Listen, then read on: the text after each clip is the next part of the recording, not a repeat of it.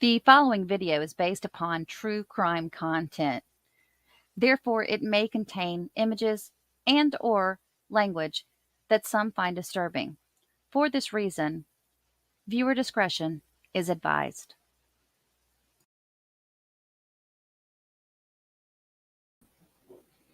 Hi everyone, how are we? I'm doing a little test drive tonight. My account got hacked and I was taken down of YouTube by someone having to do something with, I can't even say, I'm not even going to say the word because, oh, Tony, hi. I'm not even going to say what they said because what they were trying to sell everybody, because I'm afraid it'll get me taken down again. Hey, JPZ. I wanted to come on and just talk to you guys and let you all know what was going on so that you would know that it wasn't my fault. It might have been my fault, but it wasn't my intent, I guess. Yes, thank you, Lisa. Bama, thank you. Oh gosh, I was so scared, you guys. I thought all of my videos were going to be gone. Thank you, Nana. Hey, Harry. Hey, Mother's Helper. So far, I think, well, let me just say hey to everybody and then I'll kind of fill you guys in. Hey, Ann. Benny. Oh, thank you, Benny. Yana, what's up, girl? Hey, Route Irish. All right, so this was a real impromptu little jump on here. So if we're missing anybody, I was really curious to see if you guys would get notified when I went live. Hey, Laura. Anna.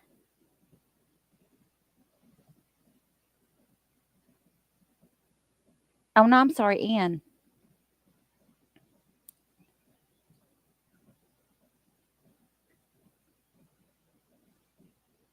You've been hanging out all day today, haven't we? Have we?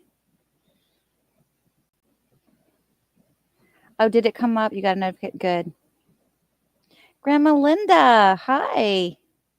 Hi, Sherry. Oh, you guys, that makes me feel so good that y'all came back in here. Hey, Kathleen. Oh, I was so worried that I lost everything. Hi, Lily. And Bama said she got a notification too. Okay, you may have been taken down as a member if you were a member of the channel. But I want to tell everybody something before they join as a member. I'm not trying to sell memberships on my channel. I'm not trying to tell everybody, oh, become a member and you'll get this, this, and this. That's not the way I do my memberships. Mother's Helper says she also got notified. It's supposed to say warning, sensitive content in the upper right-hand corner. Yes, it is. I've had that up there for a while. I guess I should take that down for this one. Yeah. I need to do it this one. I'll do that one instead.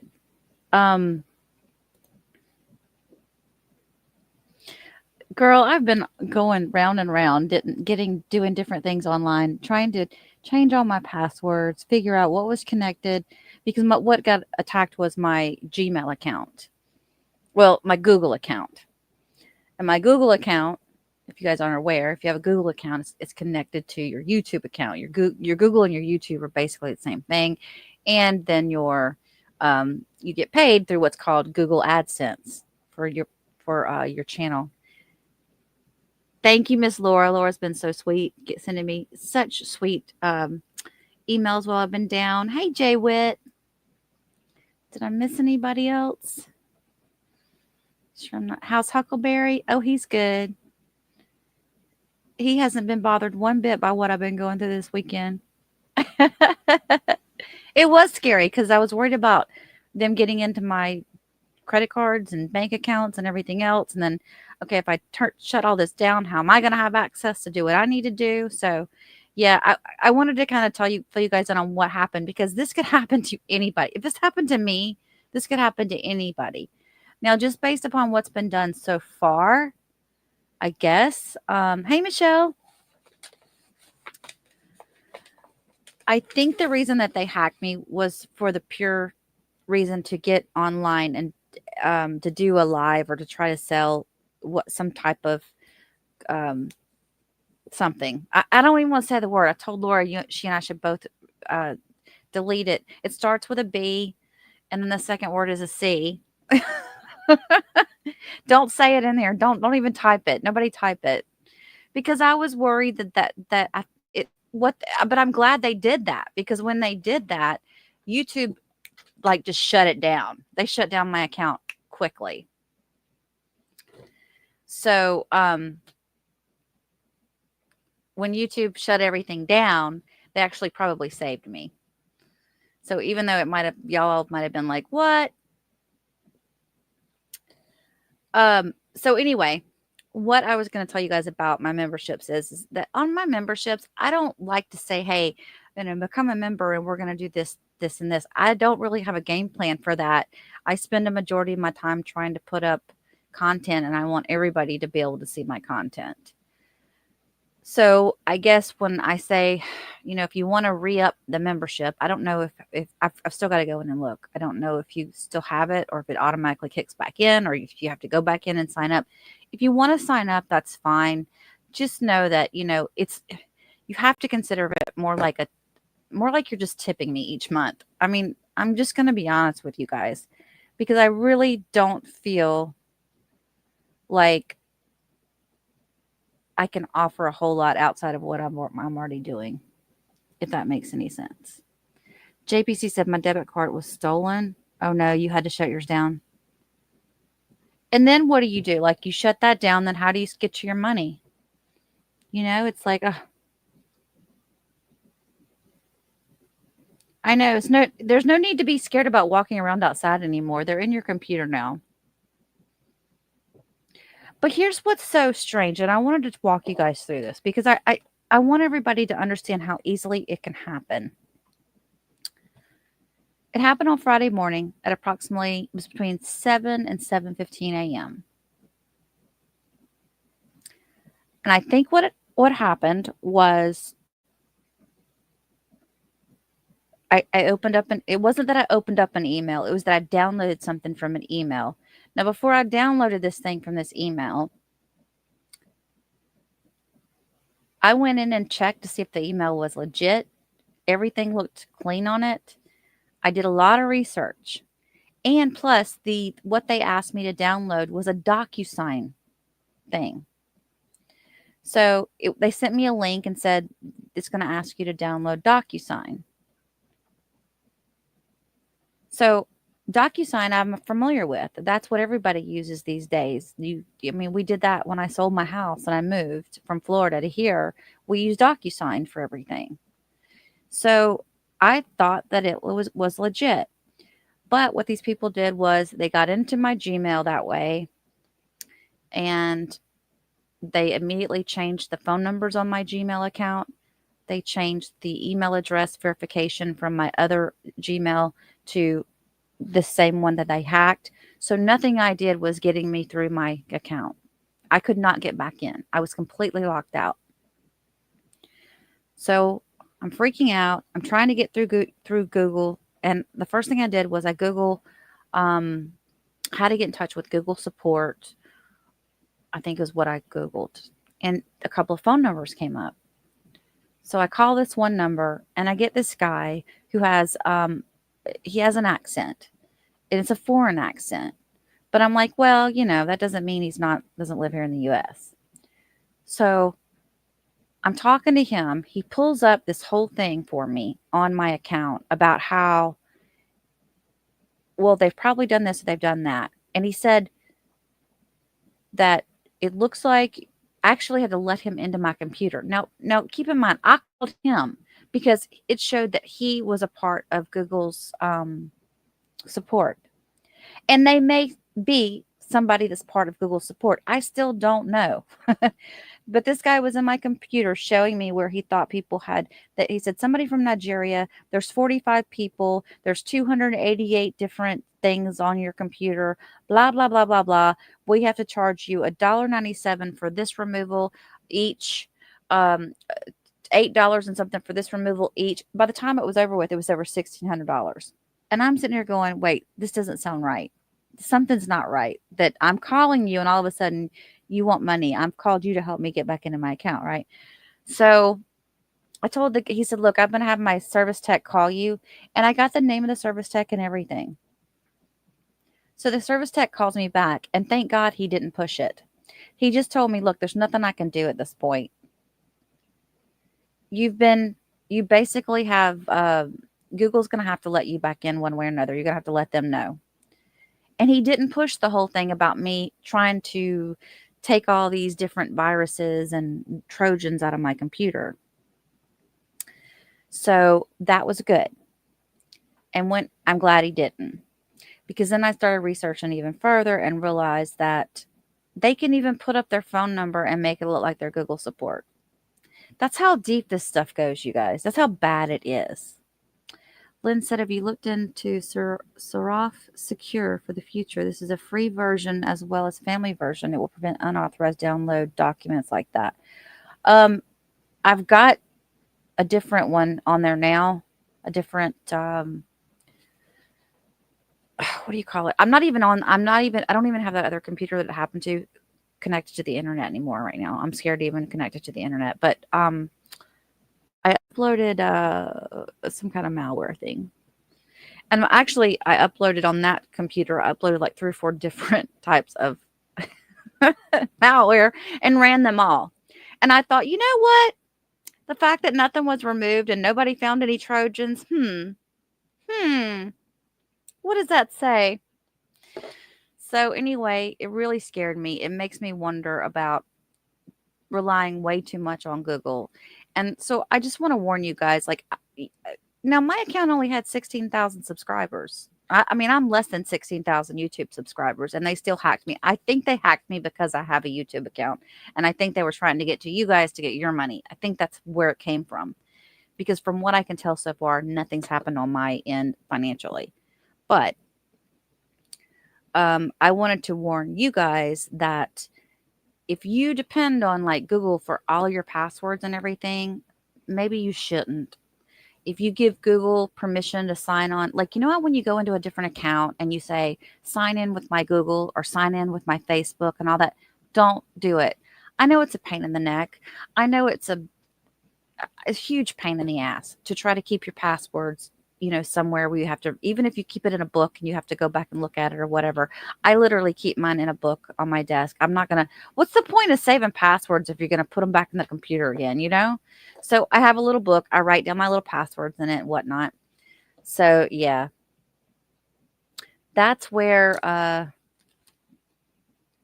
that's what I've been doing all weekend, is going in and trying to figure out what I used to log in with my Google account, what different websites that I have my passwords in it saved through Google. Now I have my bank, my credit cards, those types of accounts. That's all private. I never would, save those passwords under Google. I had that much sense, but apparently I didn't have a whole ton of sense. I didn't have enough of sense to that I didn't get hacked. So I just wanted to tell you guys that if you do that, don't do that. Because once they get in, there's no telling what they could do. So right now, I'm good. I haven't really been able to work on a whole lot. Actually, today, since I was waiting for them to reply because I'd done everything I could on my side, and they told me just sit tight, they'd get back to me. So today I've actually been working on one of my parole hearing videos that it's going to take me a while to finish, but I haven't done anything on Courtney Clenny, and I haven't done anything on that Morgan Geiger case that we were going to talk about and do this weekend. So I just wanted to give you guys an update on me and what was going on with my channel. And to warn you guys to be careful out there too, because you never know. Now, as far as when it comes to Google, you guys going onto YouTube and having any kind of, like, I know I use Google Pay. I don't have any of my Gmail accounts attached to my phone. I have an iPhone. I don't have those attached, but I have Google Pay. So I have like a debit card attached to, or I did have that attached to my Google Pay. And I took all that off. I mean, there's so many things that you have to go through and do. That there's probably more. I've just been sitting here trying to like do a checklist and mark off the ones that I've taken care of. Lori Vallow. Oh my gosh, I saw that, and you know what, Pope. When I watched a little bit about her, that small hearing they had where she was talking to the judge, she's speaking up for herself. I would love to get into that, but I have not been following that at all. At all. The fact that she is now representing herself makes me want to get involved, but we're so far down the trail and I don't know a whole lot about that. I know she's pro se. That's the only reason I clicked on it, because I haven't been following her case because I got sick of hearing about her and Chad.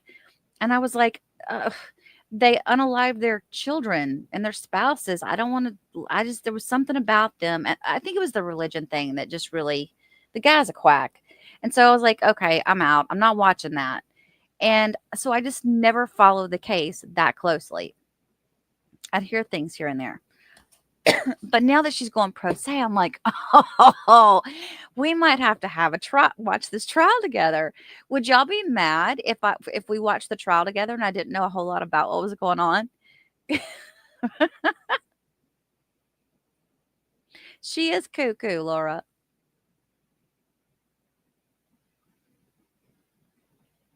No, okay. Here's the thing, Pope. She's she was sentenced on the kids. She's now being going to jail, or going to jail. She's now going to court for her ex-husband. She was also found guilty on his wife.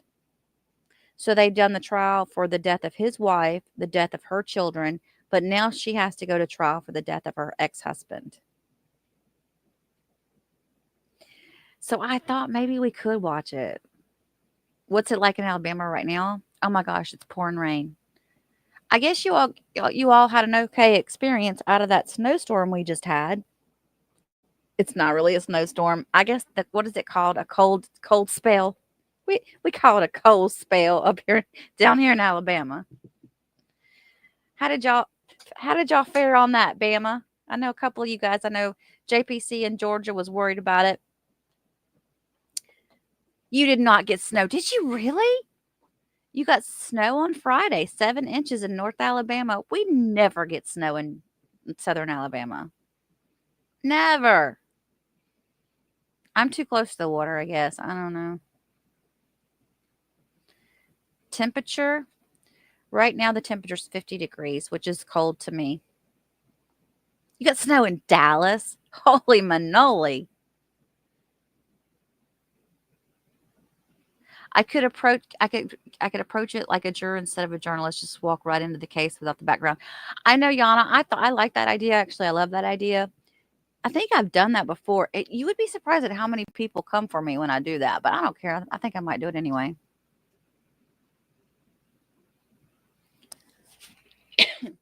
Did the snow stick real good, Bama, where you could at least go play in it? Because when it snows, or I think the one time that I've been around Alabama that it snowed, it was just so wet it barely stuck. Hang on, I gotta get something to drink.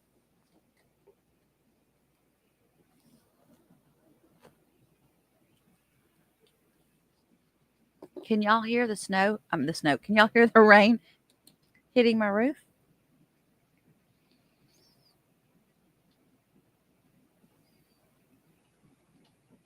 And Laura, I want to thank you for texting me because I was working on this other project and I had not even checked I didn't think they were going to get my Gmail up or my YouTube up until tomorrow. So the way that I knew my YouTube was up is Laura texted me and said, "Yay, congratulations." Oh, well, at least you guys got to enjoy it then. Enjoy the snow. Chip Pope says we gotta watch it. She's pro se. All right, well, I made some notes and I thought, and then I scratched them out, but let me see if I saved them. I probably still saved them. I'm going through my little pad that Bama sent me. Was it Bama that sent me these little cute little pink pads? Let's see. I also want to talk about one other thing while we're on here. Just shooting the grits. Oh, I don't know what I did with it. I made notes. I do have it somewhere. Hang on. Okay, here it is. I found it. She filed 2 motions on January the 10th. The next hearing is March the 18th at 8:30 a.m. and the trial is supposed to start on March the 31st. So as long as it doesn't interfere with anything else we're doing, I think, yeah, let's do it. Let's watch it. And apparently there's supposed to be 2 separate trials with 2 separate jurors. I'm sorry, juries. So Brandon Boudreaux. Yeah, you guys, you know what you could do to get if you haven't been watching it, go listen to her son's podcast. That's a good idea. Corey has a podcast. What was the name of the podcast? I don't remember. I saw it the other day.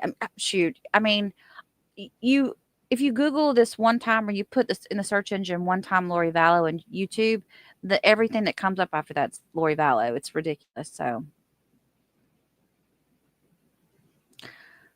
okay, so let me tell you guys about something else I watched too while my world was caving in around me. They pulled the gag order on the Delphi case. Now I know some of you guys are not crazy about the Delphi case, but there are more people than I thought there were that are in opposition to him being convicted. He has a lot of people in his corner that believe that he was railroaded or that he's not the guy and they framed him.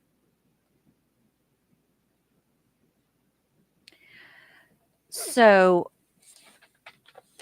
I was like, okay. So his attorneys, Colby J. Ryan. Okay, found it. Beyond the Veil. Is that no, that's not the one, is it? I thought it said something else. I thought there was a different name to his podcast. So this Delphi jurors had 0 members who voted not guilty. A recent juror interviewed. Exactly. I just saw that. But I also went to murder something. Oh, my notes are gone. What was it? Murder podcast, Murder Sheet podcast or something like that. You guys need to go listen to that. So they interviewed a juror. I'll put this out there formally for you guys so you could find it. But the Delphi defense attorneys were on the channel of Lawyer Lee channel. I think it's Harvard Lawyer Lee. Have y'all heard of her? Lee? They were there the other night live. That's how I opened it up and started listening to it. And there was just a lot of weird stuff going on. There was a lot of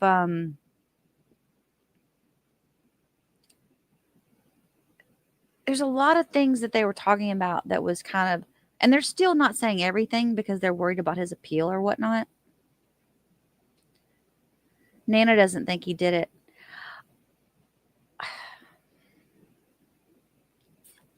I think that the problem is that there were a lot of other possible suspects that just weren't investigated enough.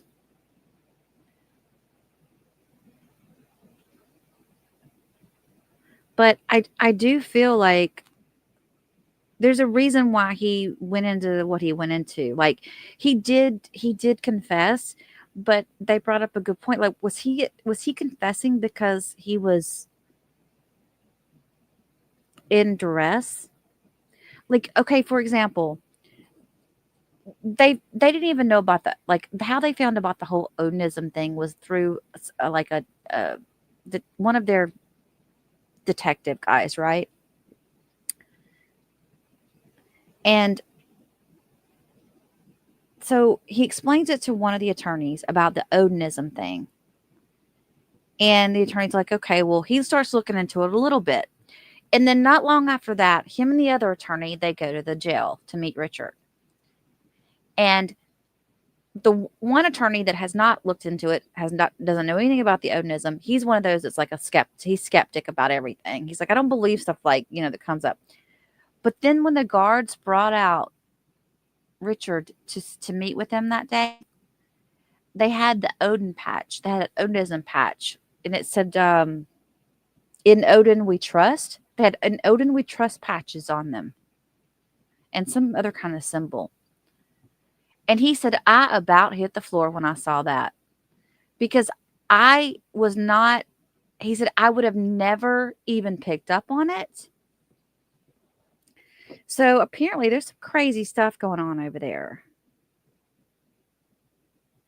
Yeah. I think there is an Odinism thing going on. And I think the Odinism people are framing Richard Allen. And I don't know if it's because, and I'm not saying Richard Allen wasn't involved in some way, shape, or form, or was he just at the wrong place at the wrong time? But the dude has no background of criminal record. He was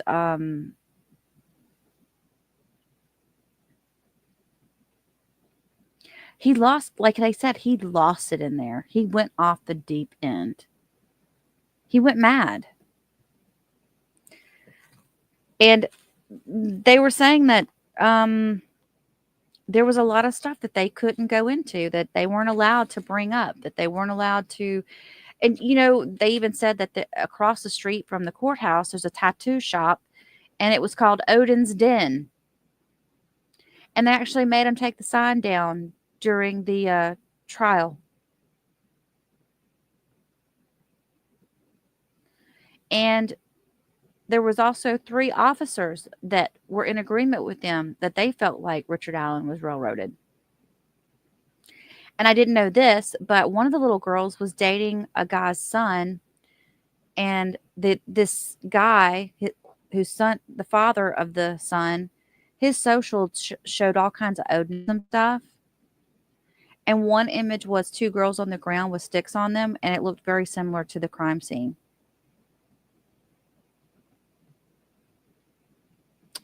There was also some talk about how they thought that there was definite thinking that the body, or one or 2 of the bodies were moved, and that there were no drag marks, and one person couldn't have moved that. And Richard's a really short guy. He's not a big guy. Also, there was talk about the van. I don't know if you guys even know much about the case, but at one point there was a van involved, where a van drove by, and what was said was that Richard Allen got scared because he saw the van, and that's what made him not go through with the assault on the girls. So he just killed them. But the Hammond PD interviewed the owner of the van, who said that he didn't come straight home that day, and he wouldn't have been driving by at the time that they all said he would have been driving by. So there's some cop corruption in here. It goes pretty deep in that area, if this is the case. But I also look at that, that guy whose property they were found on, Ron Logan. He's passed away since. He looked pretty freaking guilty, and his voice sounds like Bridge Guy's voice.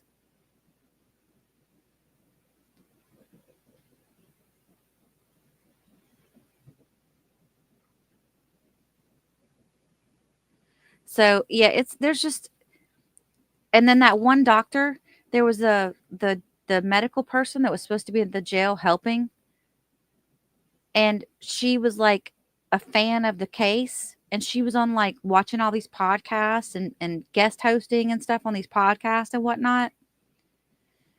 And what else was it that I saw?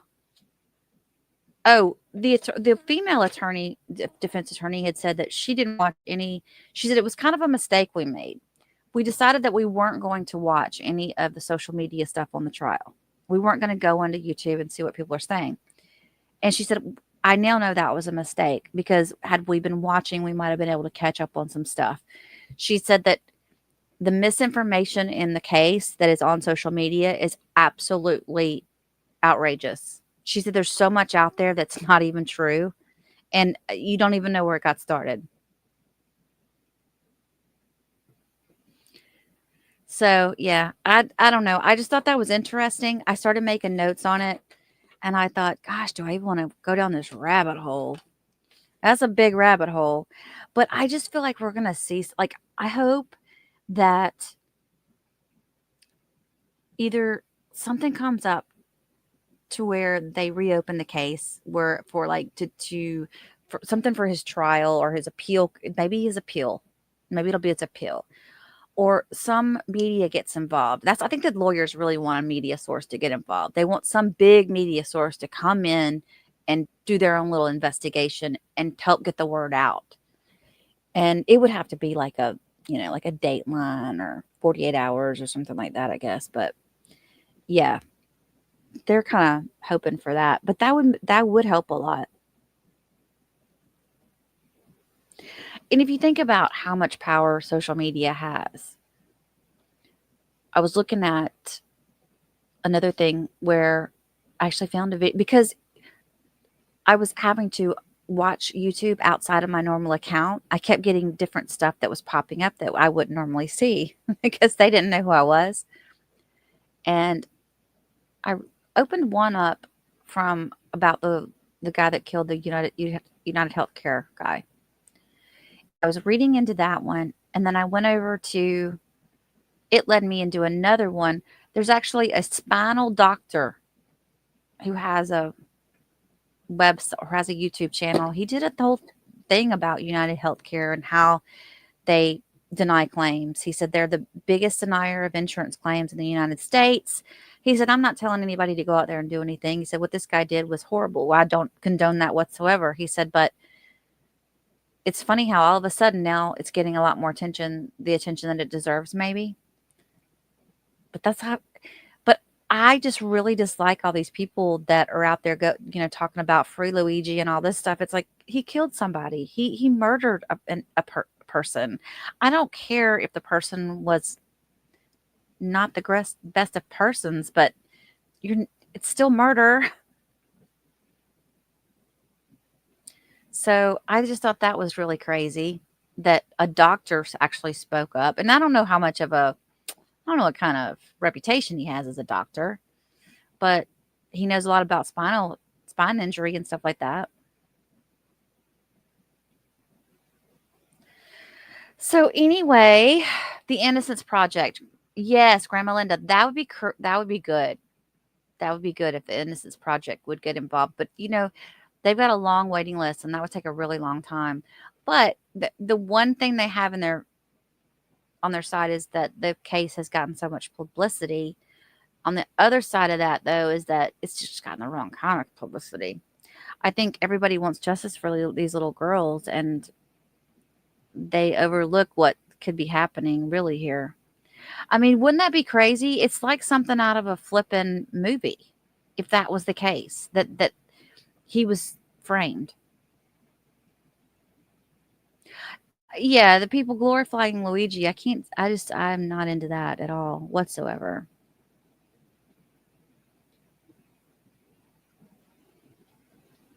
No, no, no, no, no, Amy. Oh, Amy, I gotta put you up here. Amy is mad at me.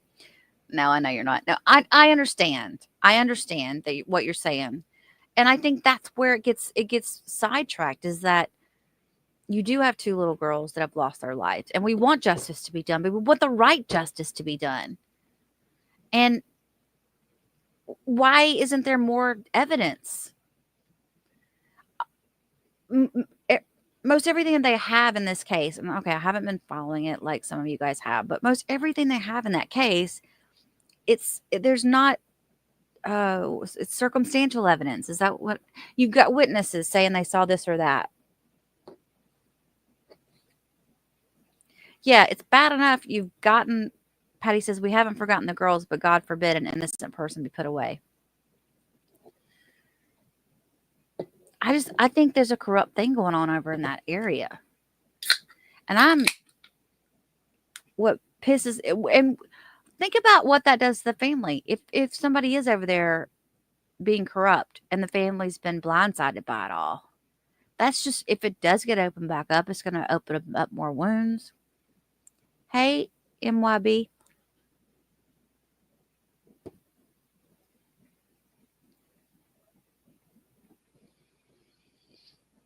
Nana, you've had 11 spinal surgeries? Girl.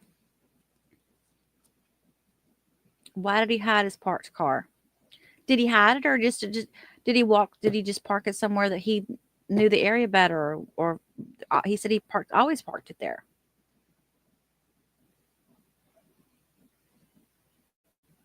Amy does. Bullet evidence is forensic evidence. But you know what? You want to hear something funny?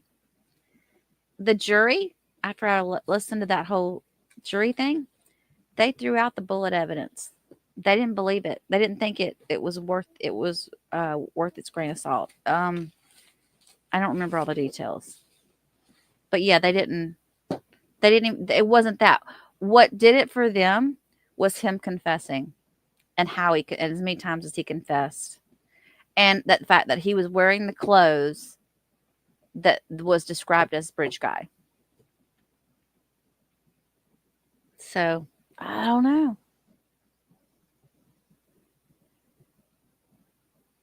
Maybe it is him, and maybe he's just losing it because he's in prison. I don't know, but if it's not him, that would suck, you guys.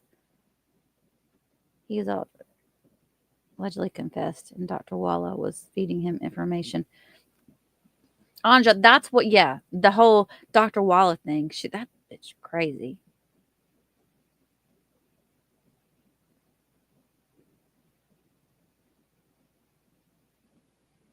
New York PD Lieutenant Ed on the Duty Run podcast explains the bullet evidence. Oh, okay.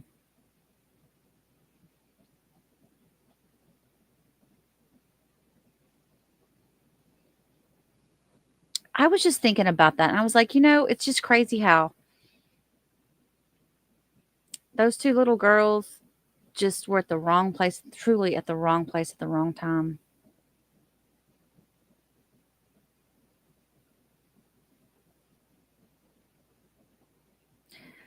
Chen versus. Okay, hang on. Let me open it up. JPC says, look at Chen versus Tennessee.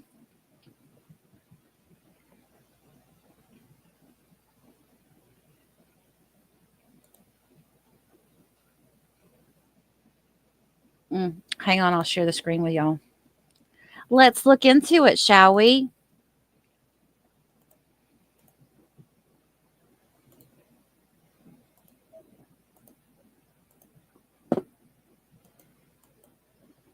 Uh-oh.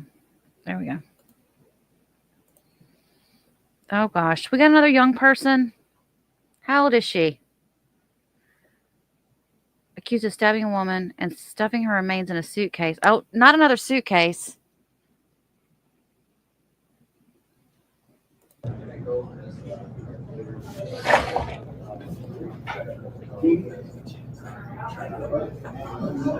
Media was asked to leave the courtroom after jurors entered. We are now back inside. They want 12 jurors and 4 alternates. Did they know each other? I have not heard anything about this case.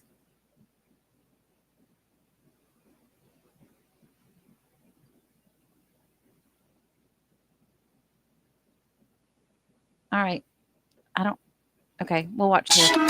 Well, jury selection begins today in the trial of a UTC student accused of killing Jasmine Pace and dumping her body along Suck Creek Road. The case capturing national and regional attention, so much so that a jury pool is being selected in Nashville. We have a crew on the way to cover that right now. Our Mary Beth Mangrum will join us with more details on the jury selection in just a little while. But first, we want to turn to Fallon Howard this morning as she joins us to catch us up on the case. Good morning, Fallon. Good morning. Today, all eyes will be on Nashville, where the judge and attorneys will travel to pick a jury. Now, it was here off Suck Creek where Jasmine Pace's remains were found in a suitcase more than 2 years ago. Jason Chen was a UTC student and is accused of stabbing Jasmine Pace to death in his apartment and disposing of her remains. And on November 22nd of 2022, Jasmine Pace was last seen by her family. 4 days later, she is reported missing by her mother. On the 30th of that same month, Jason Chen is charged in her death. On December 1st, Pace's body is found. And here's a look back at the district attorney talking about those charges. Charges have been taken out for criminal homicide in the county of Hamilton. The state of Tennessee is pursuing first-degree murder charges based on the evidence that we have at this time. The trial is set to begin in Hamilton County on Monday. I'm Fallon Howard. Dane, back to you. All right, Fallon, thank you. And as we mentioned, we do have a crew on the way to Nashville this morning to cover that jury selection. Let's look at this. So I'm not trying to be mean or anything, but why is it getting so much media attention? What?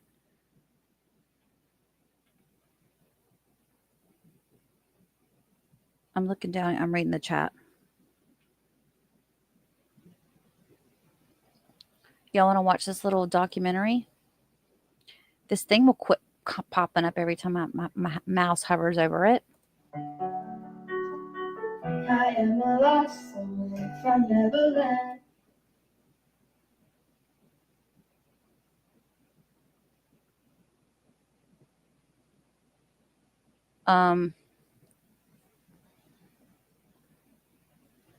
Is that her?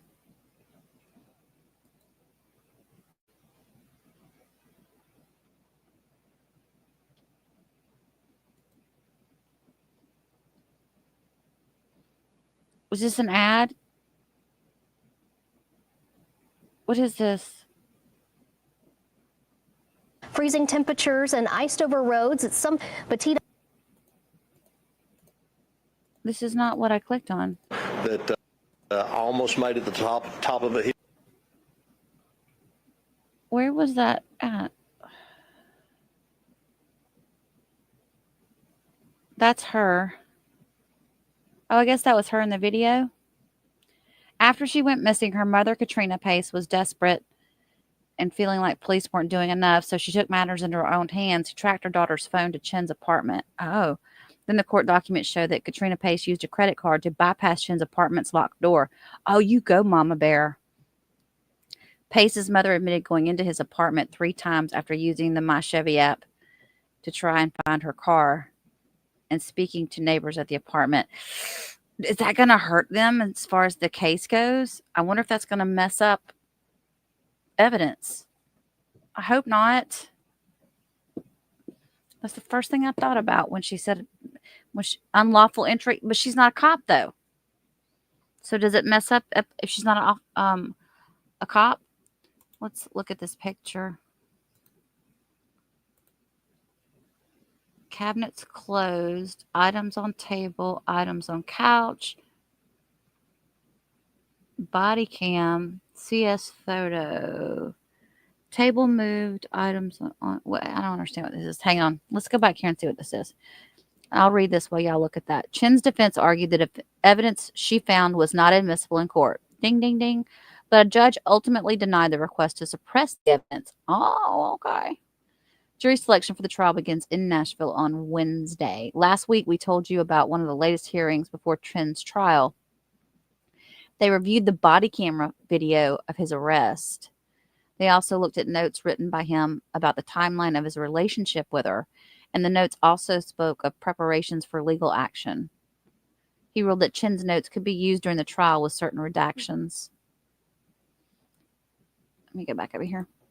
It said that, excuse me, the judge also asked the state to develop a 30-second clip from the body camera video that we shown during the trial.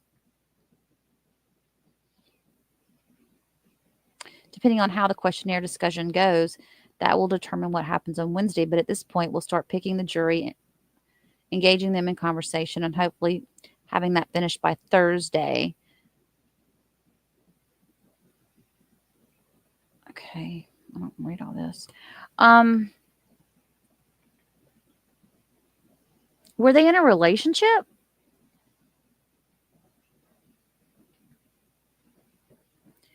He disposed of her remains along the riverside bank inside a suitcase.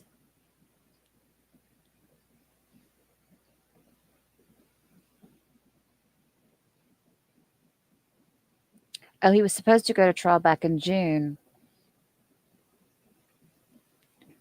His lawyers kept pushing it back.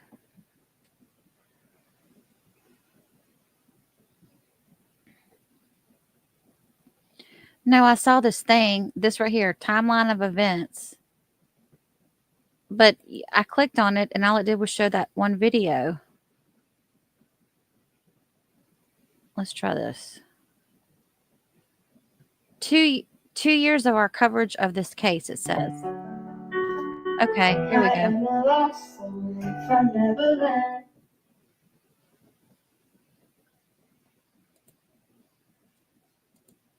I can't get it to go out. Hang on. I can't get it to go big. Why doesn't it like me? It's unavailable, it says. Let's watch it on YouTube.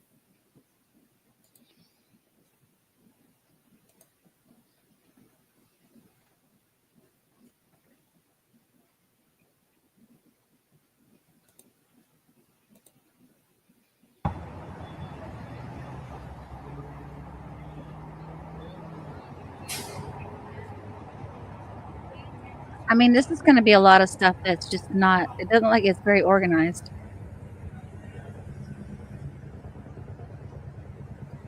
Hey, Lenny.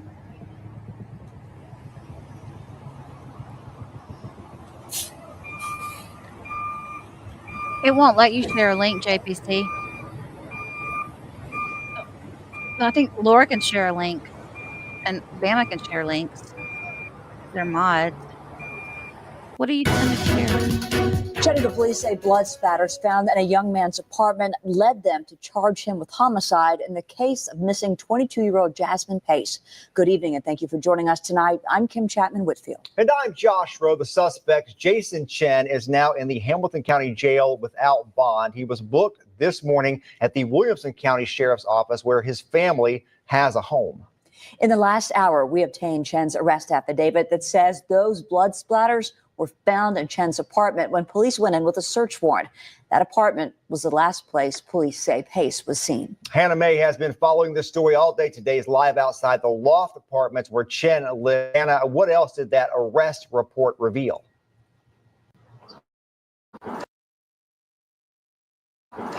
Josh, it's an update that Pace's family and friends are at a... You can tell they're from Tennessee. I put money on the fact that his attorneys are going to say that mom planted evidence. Loss of words for. CPD's affidavit says they believe that Pace was murdered inside Jason Chen's apartment building just right behind me.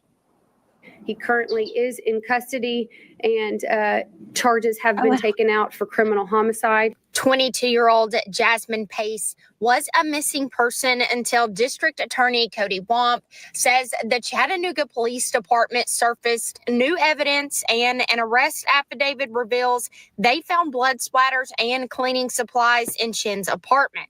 The last known location that we have for Jasmine would be at Jason Chen's apartment.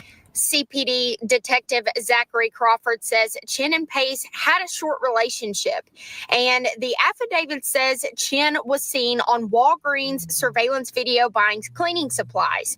Their investigation determined large amounts of blood had been wiped away in the North Shore apartment. Pace's disappearance has caught the eye of social media as friends continue to post since neither Pace nor her body has been found. Please stop scrolling and help me find my friend. Now that Chen is in custody and charged, officials say they need the public's help. Our main concern is Jasmine and where she is at. We will not stop until we find her. Any information that anybody has on the location, the whereabouts of Jasmine Pace. Now, according to the affidavit, Chen had cuts on his right hand and his feet, showing that he was in an altercation. Chen is also currently being taken to Hamilton County Jail without bond. Reporting in Hamilton County, I'm Hannah Mae, News Channel 9. Hannah, thank you. We have more details from that affidavit on our website, newschannel9.com. Also tonight, we continue following a story that has gripped our area all week long. Police confirmed yesterday that the body of Jasmine Pace was found near Suck Creek Road. We covered that all afternoon. News Channel 9 Sam Pena has been following the story today. Sam, what have you learned from Jasmine's family and friends?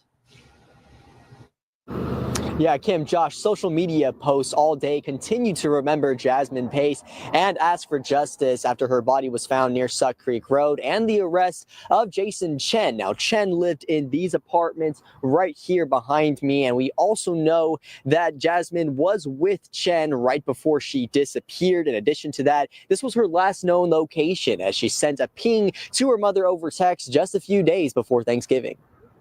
The sweetest soul with the sweetest voice. That's how her family says they want Jasmine Pace to be remembered.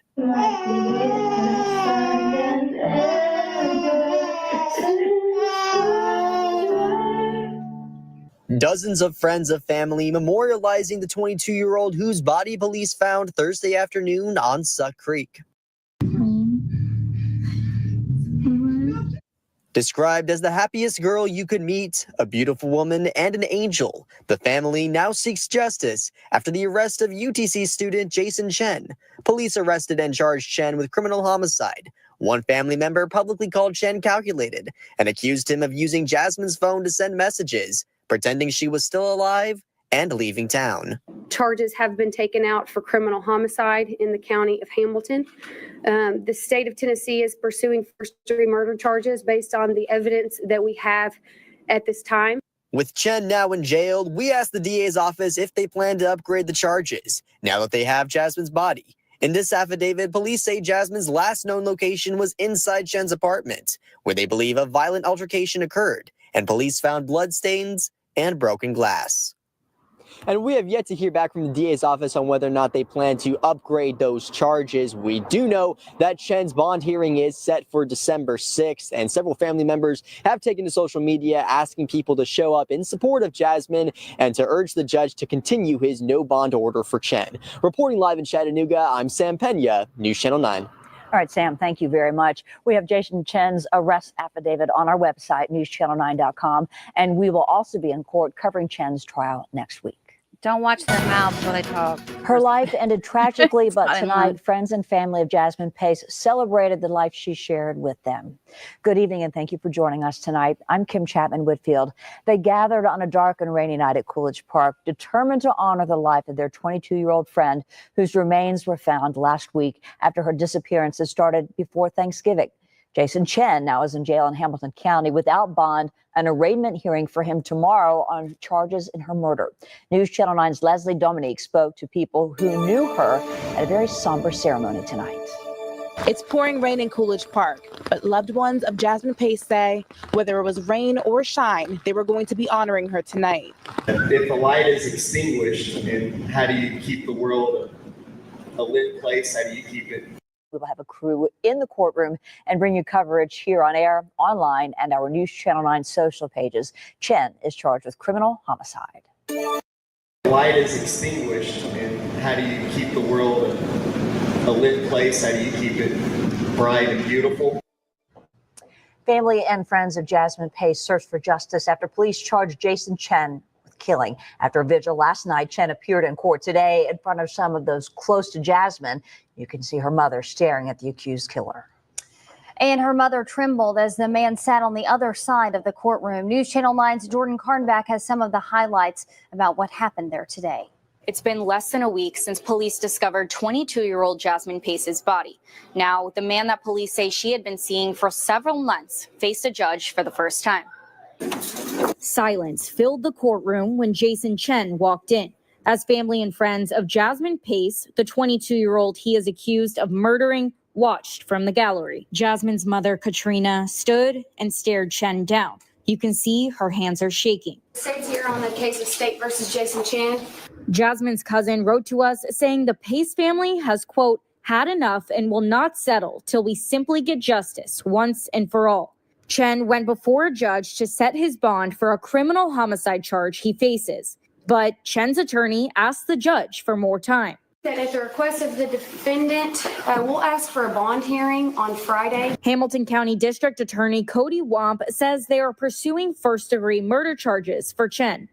Jonathan Turner is a defense attorney in Chattanooga and says there is a significant difference between the upgraded charge Chen may face, including having to prove premeditation. There's various ways you can prove premeditation. I believe the courts have ruled that it can be formed in an instant.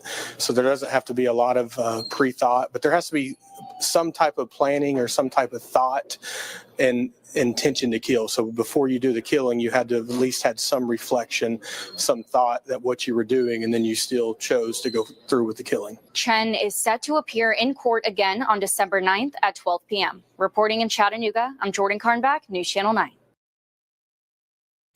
I don't know. We could watch that one, I guess.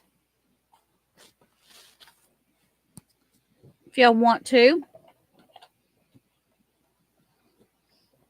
It's not like we're doing anything else, right? We still have to finish watching that hearing for Courtney Plenty. Maybe we could pick up on that tomorrow. That mama is strong. And you know what? That mama is going after that man. She is, you can tell he has messed with the wrong mama bear.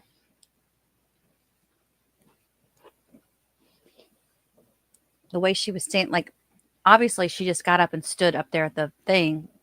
I'm surprised the guards let her do that. What do you have exciting to share with us all, Laura?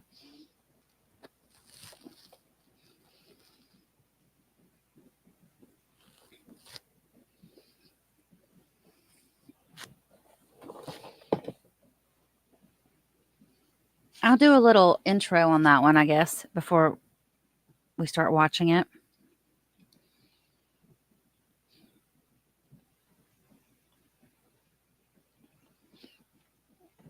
Jack in the Box.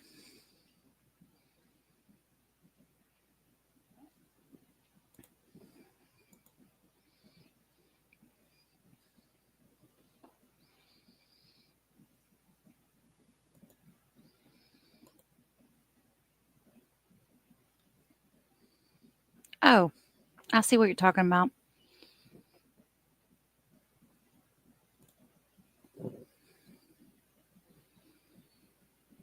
Oh, did you fly to Vegas to get Jack in the Box?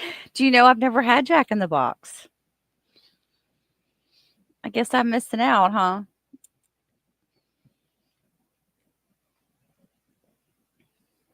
I was excited when we got Steak and Shake.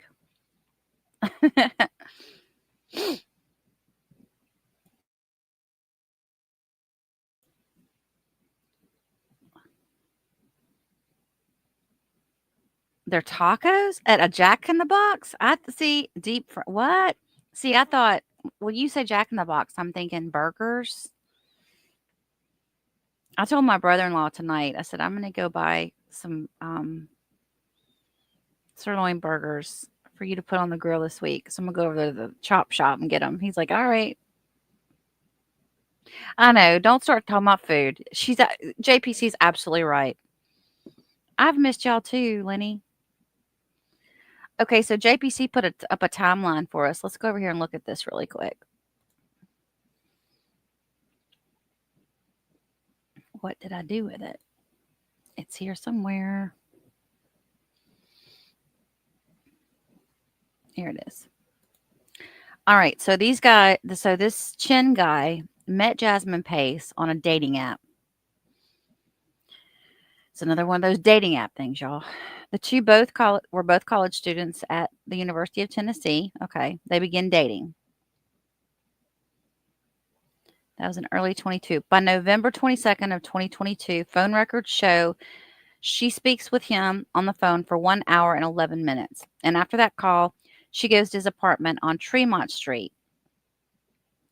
Later in the evening, She texts her mother to tell her she would be staying at the house of a friend of hers for the rest of the week. And the mother later testified she thought this was odd given that it was Tuesday before Thanksgiving holiday. Yeah. And then Katrina Pace says that this is the last she saw her daughter was near Tremont Street at 11:27 p.m. At 2:18 a.m. the following day, she gets a text from Jasmine's phone that pings her location, and Pace later said this text was unnoticed for some time.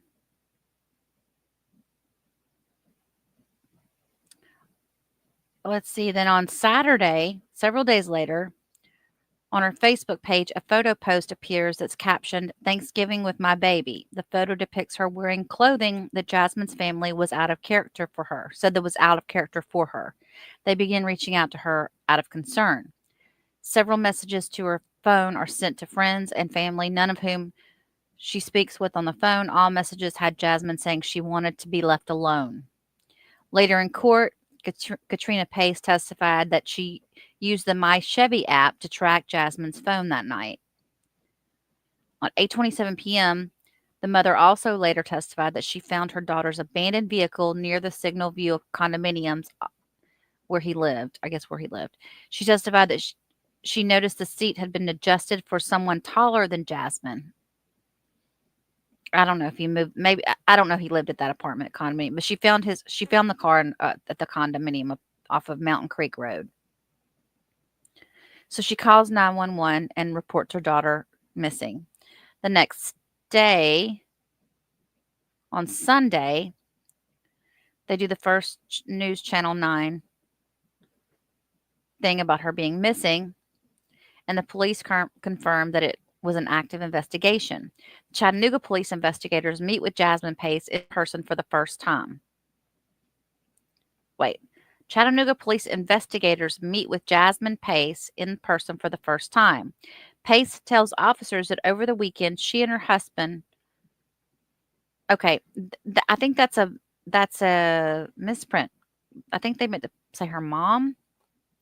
The mom.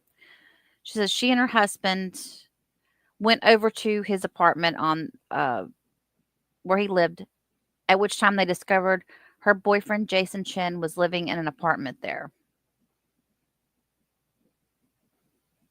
I guess they went where her phone pinged. She told officers a neighbor told her that they'd heard a loud disturbance around 2 a.m. on November the 22nd. Now, November 22nd, that was when she started texting everybody, telling everybody she wanted to be left alone, and she was going to be gone for a week. The police request and are granted a warrant to search his apartment. An affidavit obtained a few days later say police found blood in the living room, hardwood floor, bathroom grout, and bedroom carpet, along with blood spatter on the bathroom wall. They also found several cleaning supplies that had been recently purchased and noted broken glass and other evidence that suggested a violent altercation. This guy's going to jail. November 28th, they obtained video footage from inside the apartment complex. An affidavit says that the footage showed Chen leaving the building with a mask on and black fabric wrapped around his hand. On the Wednesday the 30th, the district attorney and the police chief announced that officers arrested him at his family's home on criminal homicide charges. They say the arrest came after a search warrant of his apartment found enough evidence to charge him. An arrest affidavit says that he had lacerations on his right hand that indicated he had been in some kind of fight, physical fight. Chen was first taken to jail in Franklin, but on this date, he returned to Hamilton County where he's held behind bars without bond. Later in the day, they obtained an affidavit that spells out the evidence that police say led them to charge him. The mother then went on Facebook saying the outpouring of true love and support from the community this past week has meant more than I can explain. I ask that our community and everyone that has been affected by this horrific event, everyone that has a daughter, a sister, a mother, a grandmother, can sympathize with what we are being forced to process. Katrina Pace shares this 2020 video of Jasmine singing to her niece, saying, "This is a glimpse of the real Jasmine." That's what we were watching earlier. UTC confirms Jason Chen is a student and says it's cooperating with the investigation on the case. By December 1st, Jasmine's stepfather confirms to our newsrooms that Jasmine's body had been located. A few hours later, Chattanooga police confirmed that human remains stuffed inside a suitcase and dumped off the side of Suck Creek Road just outside of Chattanooga are those of Jasmine Pace. So they think on the 22nd was when she went missing, and then they finally found her body on the 1st of December. God, that is such a horrible time. Right around their holidays, their Thanksgiving and their Christmas for the rest of their lives is ruined. They will never, ever enjoy another holiday because of the time period that this happened at, you know? It's one thing to go through the holidays with someone that you miss, but to know that that was the time period that it happened, it just makes it a whole lot harder. Jason Chen appears in court for bond for the first time on the 2nd.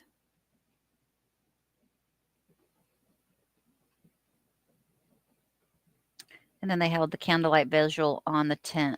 Thank you for sending over that timeline, Miss JPC. Y'all are talking about food. I'm over here reading about this case, and you guys are talking about food. Stop it with the food. I had a pork chop for dinner. It was good. Just a pork chop. That's all I had.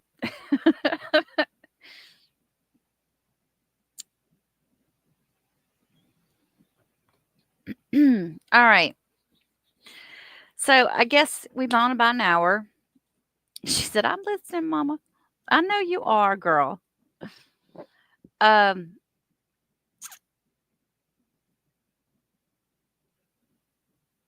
You multitask. We've been on about an hour just shooting the crap and talking about nothing, right? So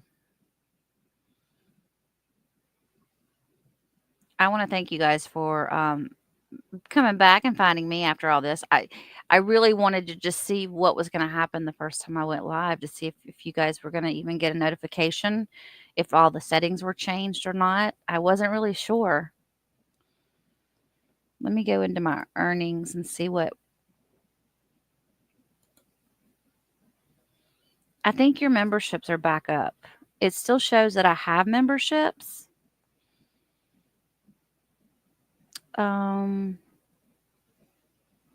I don't know if they're still active, though.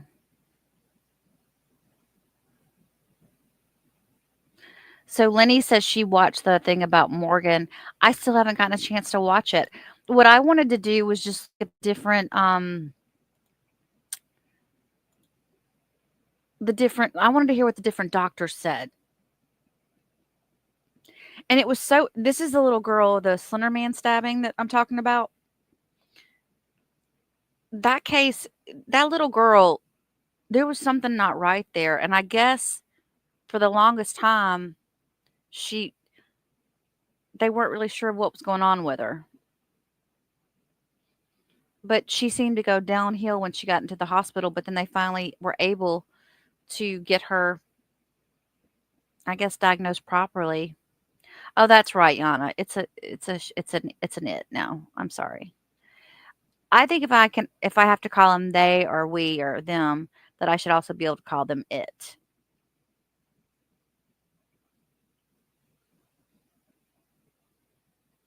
Did she get released on conditions?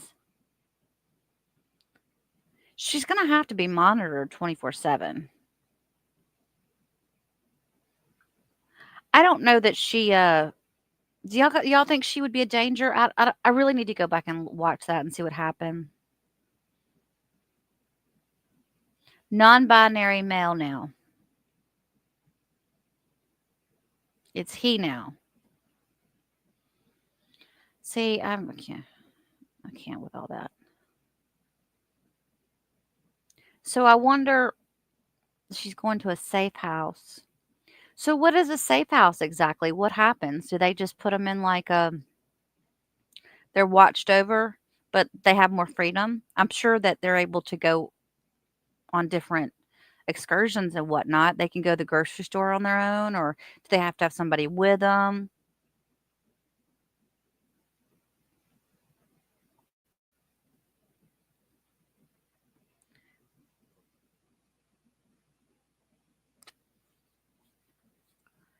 Yeah, she was spaced out every time you saw her in court. It was just kind of like, I don't know. And she was so pretty. The little girl was so pretty. I was like, how is it that is she I guess when I remember when I first saw that case, I thought, oh, is she just a mean girl because she's one, she's one of the pretty ones. So, day trips. He's not going to be released on regular streets. He'll be in a group home, GPS monitored, like ankle bracelet, more freedom. Okay. Like a halfway house. That makes sense, I guess. How do y'all feel about that? They were awfully young when this happened. And she truly is, there's something wrong with her. I mean, she truly has mental health issues. That's why I have more sympathy, I guess. You're scared? You think it's scary? Yeah, and here's the thing. This person, it'll be interesting to see if this person goes out and gets a job and starts the schooling on it and then get into a relationship with somebody. Are they going to get into a relationship with somebody, and what's going to happen to that person?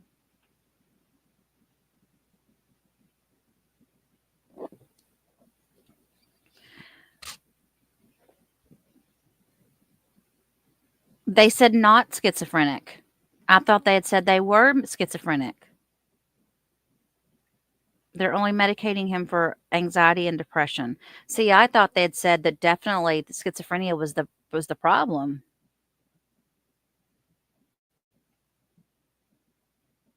That's the sad part about it is somebody that has schizophrenia, there's so many people out there in the world that have it and don't even know they have it. They're misdiagnosed. And it is one of those things to where if that mental illness can make you super paranoid. And when someone becomes super paranoid, they could lash out at anybody.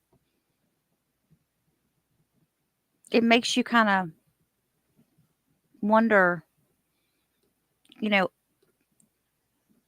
just seems like anybody that suffers that, they're more of a danger to others than they are to anyone. How do you rehabilitate this person? Prove to me that she can be. I don't know. I mean, if she was going to be rehabilitated, I think by now we'd know, right? They've been in there for quite some time. And honestly, if you think about it, the other little girl getting out before her, why is it that the other little girl was able to get out earlier? To me, they're both to blame. Oh, you have a nephew that's schizophrenic. Okay, so Laura says she was found not guilty claiming schizophrenia, but at the hearing, they said not anymore, which is messed up because you don't get cured. Right? So, Patty, I'm curious how that being around that type of illness, like what it's like. And is it, I guess it would be like any other illness. You have different forms of it. Like, someone could have ADD, but it's not bad as someone else that could have it. Hey, Ace. Thank you.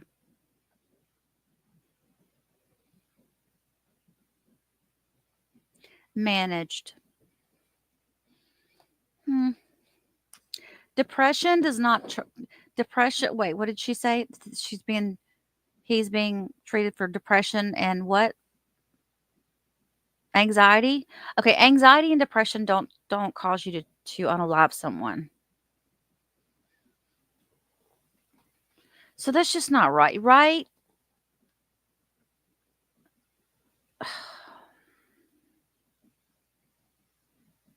Patty said that her cousin that had the schizophrenia was a very kind, mild person, and she never worried. So it was probably a really low scale of it that they had. I kind of wondered if a lot of people that become homeless, they always say a lot of homeless people have mental issues.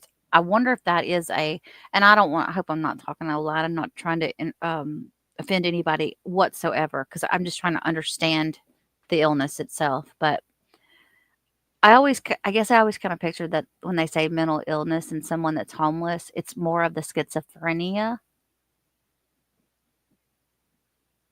because it's like a paranoia thing. Like they don't want to put their money in a bank. They don't want to live.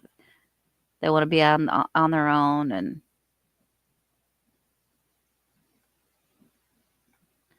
Patty said we'd be watching TV, and he would turn his head and look across the room, and I would ask what it was, and he was seeing people walk past. So he's just a little on edge a little bit.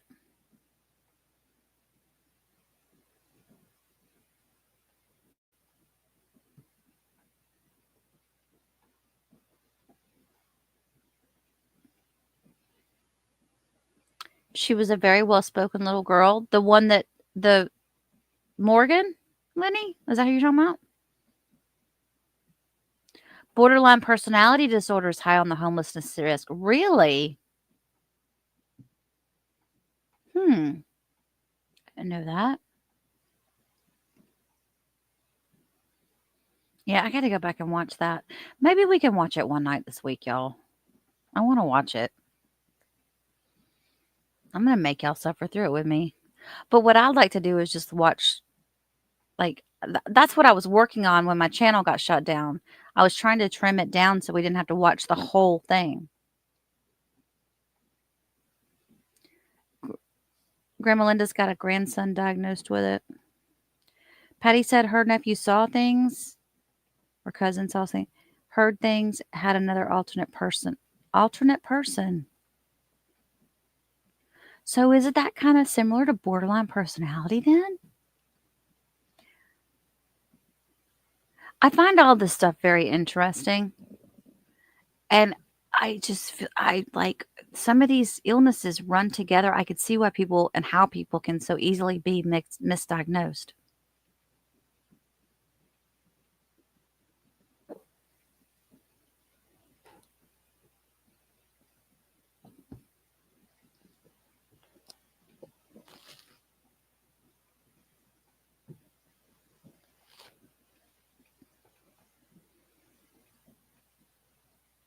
Oh, Patty said, yeah, the alternate person would try to get him or hurt him. Oh, wait, no. The alternate person would try to get him to hurt himself. Oh, no. So he probably has to be watched all the time. How old is he? That's so sad.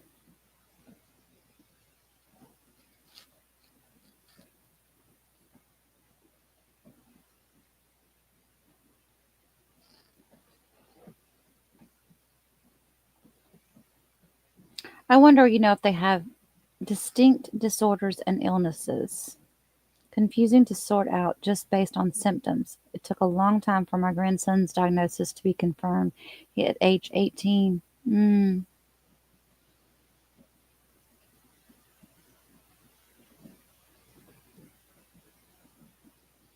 Well, I'm so sorry, y'all. She said he would never hurt another person. He's in his 30s and he takes his medication faithfully and sees a shrink. And okay, so that goes back to the other thing. It's when people fight their medications is when it gets really scary.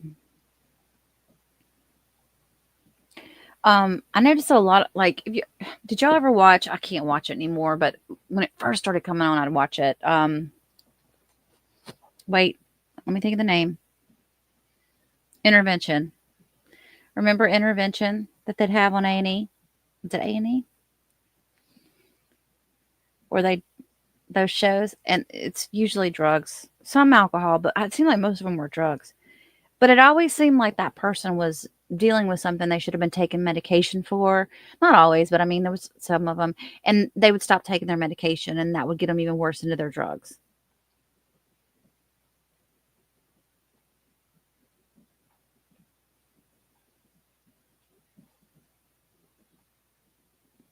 Patty said that that's when it hit Andy. He was just at basic training from the Marine Corps, and he was hospitalized and then medically discharged. Oh, that's awful. Oh, I'm so sorry for that.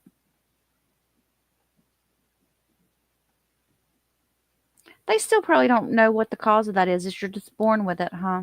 And it just, as you get older, it starts to come out more. Maybe you're able to express yourself better so that you can be not diagnosed. That's so sad.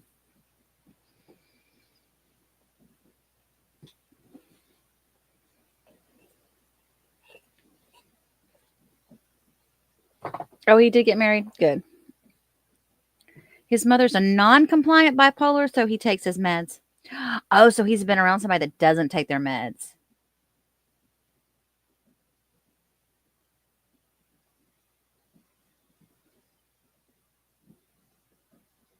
What are you talking about? Zombie City? Hang on, let me go look it up. Bama. What are you talking about?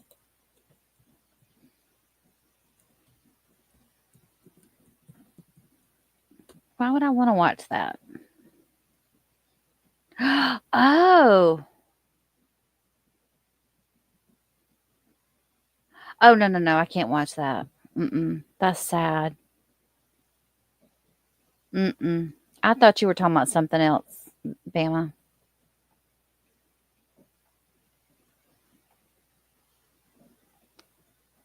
That is so sad. I should be watching it. We should all be watching it.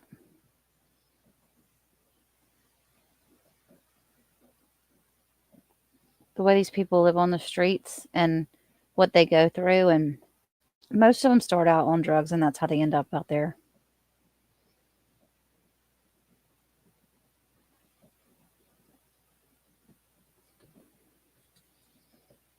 And how do they... It blows my mind how half these people, like, just don't... They're that strung out all the time. How are they staying alive as long as they are without ODing, you know? Seems if you're that strung out. I guess not having the money to be able to buy your drugs. So what is it they say about fentanyl? It's like fentanyl is the one that's cheaper to get. It's easier to get your hands on. It's less expensive. And that's why everybody's starting to use it. Is that what the deal is with that? But yet it's killing everybody. But yet they still continue to put it out there. I pick up bits and pieces of this stuff. I don't understand it.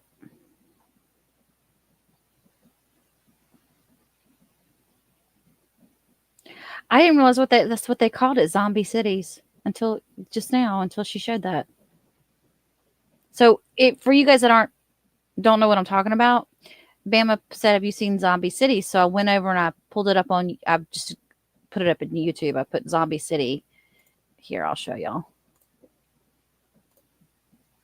I don't want to show too much. I'm not going to lie.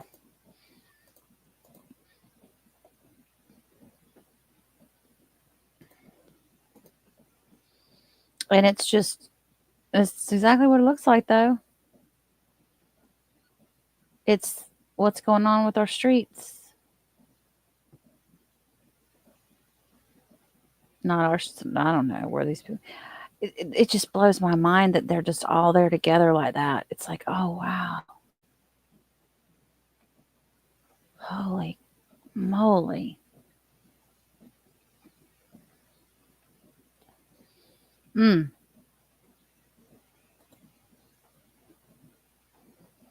somebody gets that bad, they're not even themselves anymore.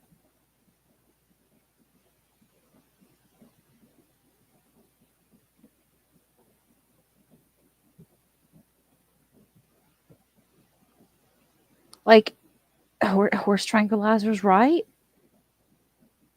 What? these people are so lost that I don't see how some of them will ever come back from any of that. All the big cities have it. I did notice one day I had to drive through a bad area to get to one of the casinos, and I saw that there was there's this guy walking alongside the road, and he just looked weird. He was just walking weird.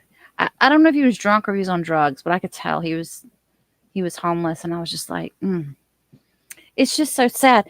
But I guess where I live and where I'm from, I don't see it as often as some of these bigger cities.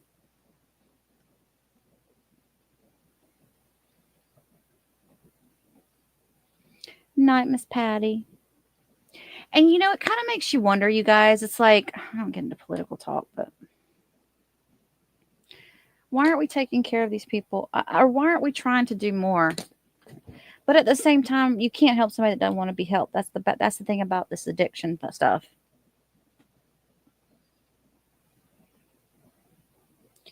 Oh, okay. Good point, JPC. She said, I'm having a difficult time accepting the expectation of them. Don't think I'll be watching that. Okay. That's probably, yeah. I think that's where I'm coming from. I don't even want to look at it. I know it's a problem. I don't think I can do anything on my side to prevent it. So I don't know. Hey, Michelle. I'll just not. Yeah, I'm like you. Bama says she sees it both.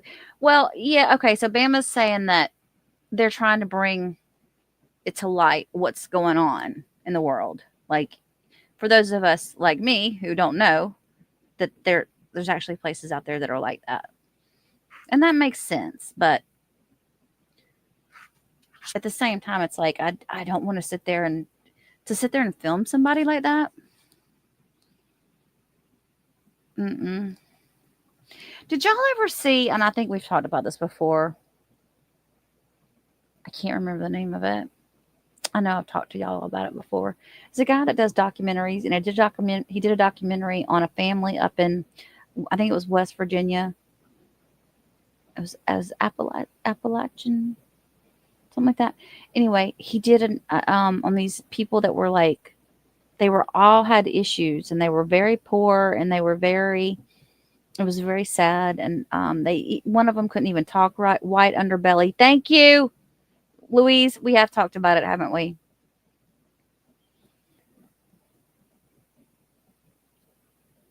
And I'm like, they did I sound like one of them now. They did a whole documentary on these people, and I think he did a lot to help them, but there was a lot of controversy. He got a lot of backlash because they felt like he was using them to make money off of them. But he did give them, like, he bought them a refrigerator. He tried to help them out as much as he could. You do watch him. Soft white underbelly.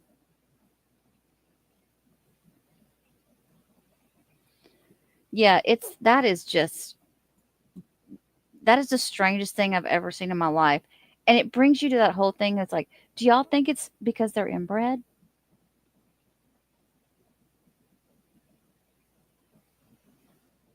Incest? Well, I don't know. Hey, Julie, I don't know if that's what it was. That's what I'm wondering if it was.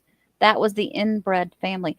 Is that what, are we sure that that's what that was? That family abused and spent all the money that was raised on the family. That is. Wait, say that again, Louise. I don't understand what you're saying.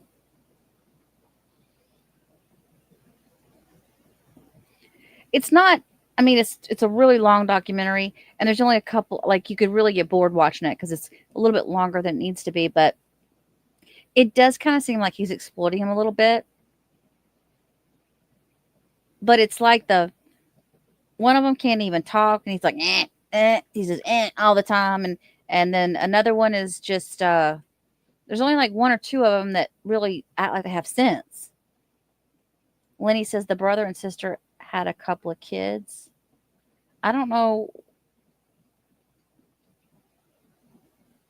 they use it on drugs. Are you sure, Louise?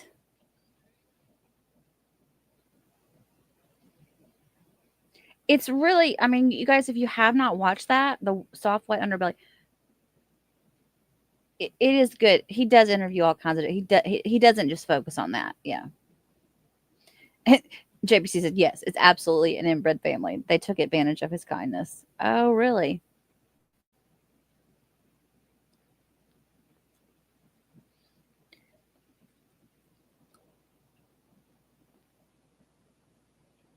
Well, their living conditions and everything, it was just like, oh, God. It was like, oh, it reminded me of something out of The Hills Have Eyes. They are afraid of the daughter. Did they show the daughter? I don't remember. In that thing? Was she in the video? So you guys have to go check it out. Yeah, there's several episodes with this family. You'll be able to see what we're talking about. I mean, literally, if you go to his channel, I think it's pretty easy to find it. The Whites. Is that what they're called? The Whites? Is that their last name? Bama says, a wild bunch. Mean as can be.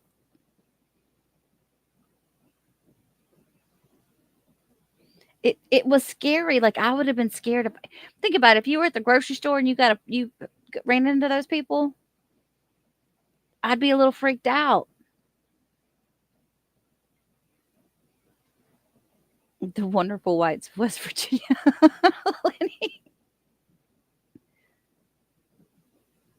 Oh, okay. There was a daughter across the road who lived in a trailer. Yeah, that was insane. I remember the first time I watched it, I ended up showing it to my sister and my brother-in-law. My brother-in-law, he's like, I'm not watching that. I'm like, just watch it for a second. And he started watching it with it. He's like, what in the hell?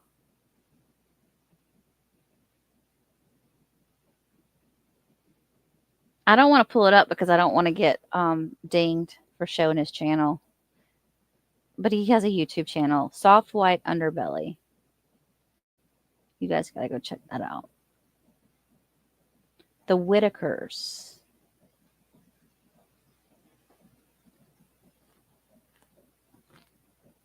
Ooh, it's like the Hatfields and McCoys. But really, the Hatfields and McCoys, like before. The daughter claimed that her father had died. She needed money.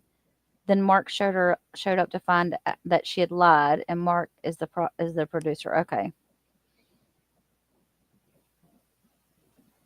Whitaker. Okay. That's their last names. Do they even have birth certificates and everything? Can you imagine? They don't go to school. Literally, y'all, there's no education whatsoever in this. None. I don't even know how some of them can even. And do you think, okay, let me ask y'all this. The one that can't talk, do you think there's something wrong with him? Or do you think they never taught him how to talk? I think it's a little bit of both. He has a learning disability, obviously. They're living off the government, yeah. He had to have some mental problems. But I'm trying to think of what else. There was some other things too, but I can't remember what all the.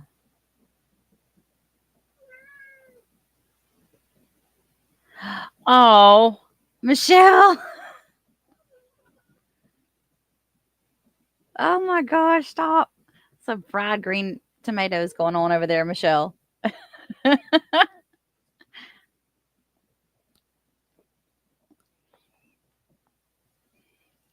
I hope nobody gets mad that I'm just sitting here reading chat, talking to you guys. This is an informal chat tonight. He's slow and his family didn't take time to work with him. I think you're right. There's two. I thought so. I thought there was more than one that couldn't communicate. Yeah. He probably had learning disabilities and that they just didn't know how to.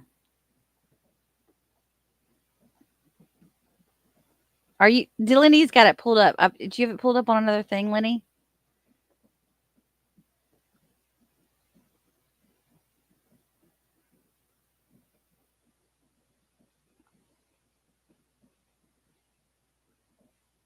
So that really happened? What Michelle's talking about?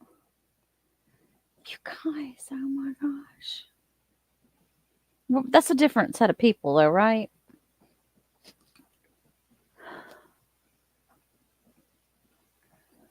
The outback in Australia.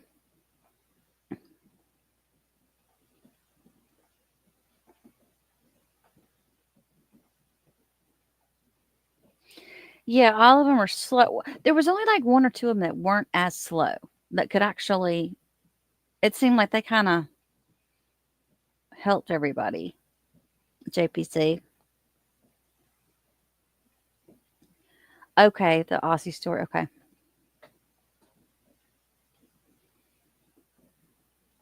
I could see that. I could see where it would get. I wish I knew more about Australia. I don't want to I don't want to offend anybody, but they probably have fetal alcohol syndrome as well. There's no telling. They probably make their own alcohol too. Bet they make some good moonshine. Just saying. Have y'all ever had moonshine? My brother-in-law had some one time and I tried to sip it. I couldn't even. But I don't even like the taste of vodka.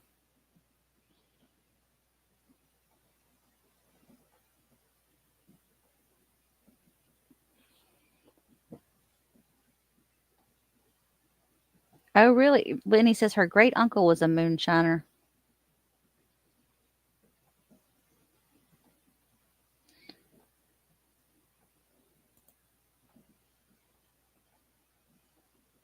Well, oh my gosh. I just got a notice that one of my videos could not be monetized, and it was a video I put up years and years and years ago. I guess I'm back on YouTube.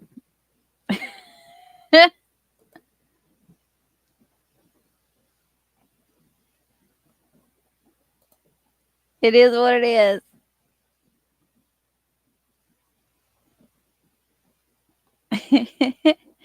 All right, guys. Well, listen. It's late. It's getting late. It's 11 here. It's midnight where most of you guys are. So I'm so glad to be back. Thank you all for your well wishes. I appreciate that so much. Yes, y'all all need to go to bed. And we will start the week off tomorrow with something different.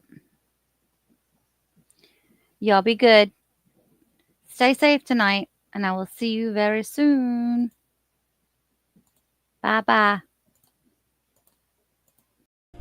Thanks for watching, everyone. If you enjoyed this video, please do not forget to like and subscribe on your way out. And feel free to leave a comment. Have a blessed day.